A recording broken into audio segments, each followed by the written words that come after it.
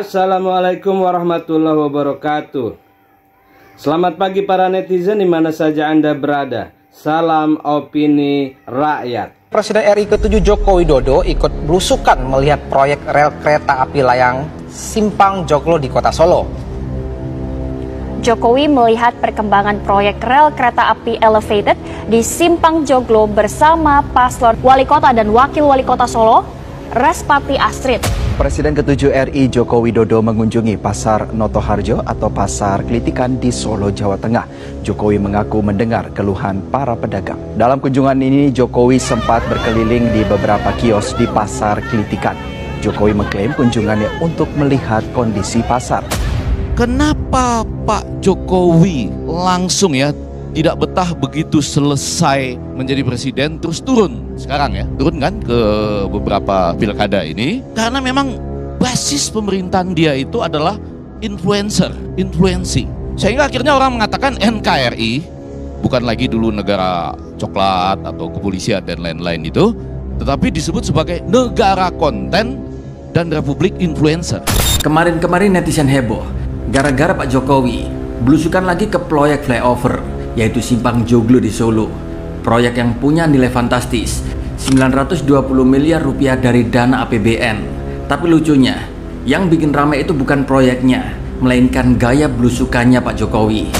Netizen di platform X pun mereka ramai yang bilang bahwa aksi Presiden Jokowi ini adalah post power syndrome, dan itu adalah nyata.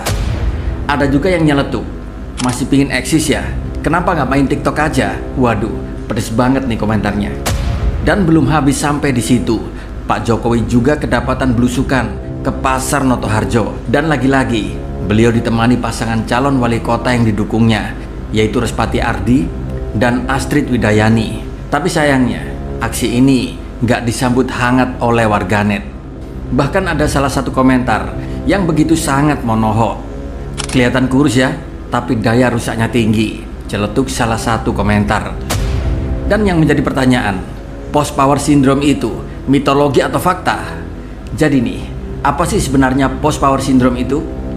Istilah ini sering dipakai buat menggambarkan orang yang susah move on dari sebuah jabatan tinggi. Kayaknya dirinya seperti nggak mau kehilangan kekuasaan, perhatian, serta pengaruh di masyarakat. Dan mungkin karena inilah akhirnya muncullah isu presiden bayangan yang saat ini sedang ramai di media sosial. Fenomena ini bikin kita bertanya-tanya, apakah Jokowi sebenarnya masih ingin punya pengaruh besar dalam pemerintahan meskipun secara resmi sudah pensiun? Kalau Sobat RJ ingat, ada banyak isu sebelumnya, yaitu tentang wacana Jokowi 3 periode. Lalu ada juga isu yang menurut para ternakan Mulyono, Jokowi akan diangkat menjadi sekjen PBB, yaitu setelah dirinya lengser sebagai kepala negara. Tapi kok yang ada sekarang malah jadi juru kampanye ya? Ada apa ini?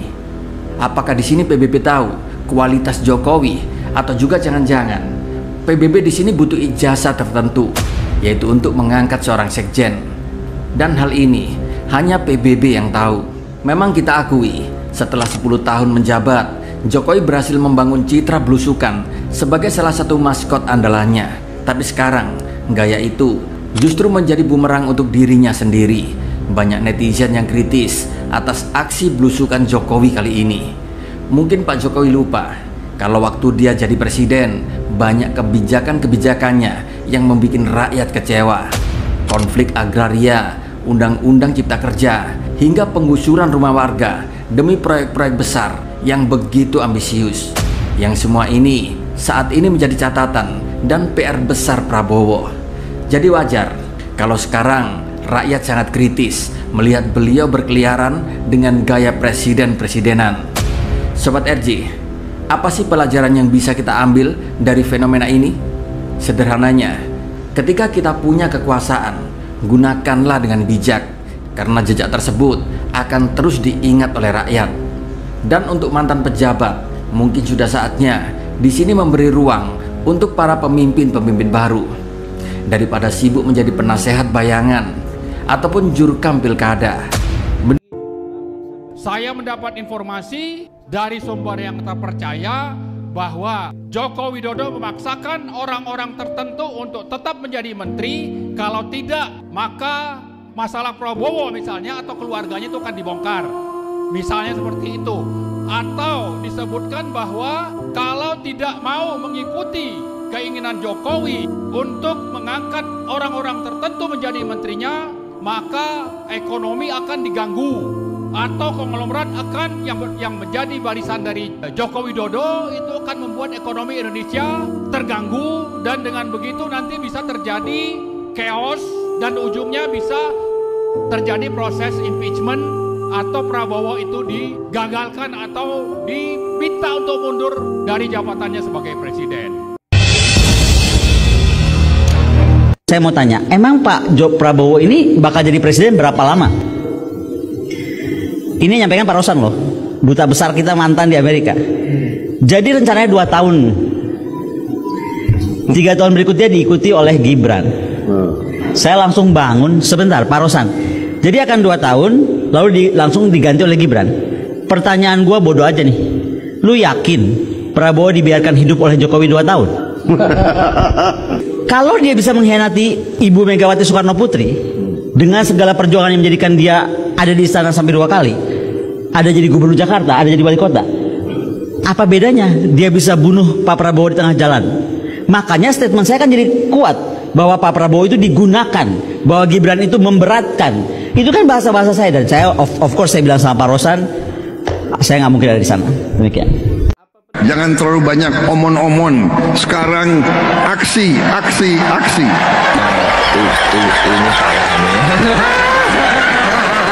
Kalau benar masuk akal, saya setuju. Kalau ngomong, ya kumaha. Kita mau mimpin, kita mau bawa agenda, kita mau cerita itu cerita, omon, ya. Tak bisa. Jadi tidak hanya omon, kerjanya omon saja. Mengapa pekerjaan sebagai penjilat begitu laris manis dan sangat disukai oleh orang Indonesia, terutama oleh para pejabat politiknya? Apa sebenarnya alasan mereka memilih pekerjaan itu? Berikut ini adalah alasan beserta tutorial untuk menjadi penjilat sejati dan profesional. Anda jangan takut gagal dengan tutorial penjilat dari saya ini. Karena cara ini saya himpun fakta kredibel yang sudah terbukti dan merujuk data dari orang-orang yang memang sudah terbukti memiliki mental pecundang. Menjadi seorang penjilat handal itu sebenarnya pekerjaan yang sangatlah mudah, tidak ada resiko, serta memiliki keuntungan yang luar biasa besar. Dan syaratnya juga tidak terlalu sulit bagi siapapun yang ingin menerapkannya. Syarat yang paling utama adalah Anda harus memiliki muka tembok yang sangat tebal, ahli dalam bersilat lidah, dan mampu mencari alasan untuk memutarbalikkan fakta. Jika Anda menemukan orang yang berani mengkritik majikan Anda, maka Anda wajib menjadi orang pertama untuk mengcounter kritikan itu. Tapi jangan lupa Anda harus menggunakan kata-kata hinaan, cacian, dan vokal mengeraskan suara Anda. Jika terdesak dan kalah debat, maka Anda wajib melakukan kontak fisik dan kekerasan. Karena itu akan menjadi nilai lebih di mata majikan Anda. Bagi Anda yang terbiasa menipu, sering melakukan aksi prank dan piawai dalam ngibul dan berbohong, maka Anda sangat cocok dan pantas untuk menjadi penjilat sejati dan profesional. Jadi tunggu apa lagi? Daftarkan segera diri Anda ke pejabat 58%, karena mereka sedang membutuhkan orang-orang dengan kriteria seperti Anda untuk 5 tahun ke depan. Daripada Anda menjadi buzzer murahan, lebih baik Anda naik tingkat menjadi penjilat.